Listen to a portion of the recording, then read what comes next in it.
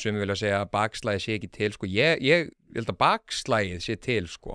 En ég held ég ósammála sumum hvernig það orsakast, sko. Telur það sé bakslagið gangi núna? Ég held að, ég finn bara að það er pendúllinn að sveiflast tilbaka, við finnum það öll, en hver ástæðan fyrir því?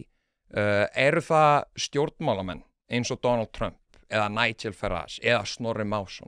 Ég held ekki, sko. Vegna þess að stjórnmálamenn auðvitað geta þið sett mál á dagskrá og tala fyrir ykkur, en að miklu leyti eru stjórnmálamenn bara eins og korktappar í vatni, sko. Og þið fylgja bara sætgæstinum, sko.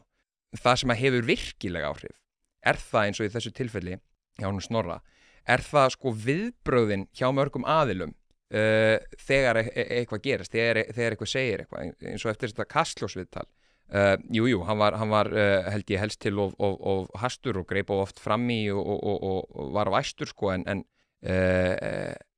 það sem hann sagði, ég held að bara mjög margir, ef ekki meirihluti í íslensku samfélagi sé bara miklu leyti sammála því sem hann sagði allavega hann að hluta til, en viðbröðin frá mörgum var bara nánast eins og Adolf Hitler hafði skriðið upp úr, sko, byrginu inn í Efstaleiti og farið að tala í Ríkisútvarpinu. Þakka þér kærlega fyrir að hlusta á þennan stutta bút. Þú getur nálgast þennan þátt og allt efni hlaðvarpsins Ein Pæling á pardus.is/einpæling.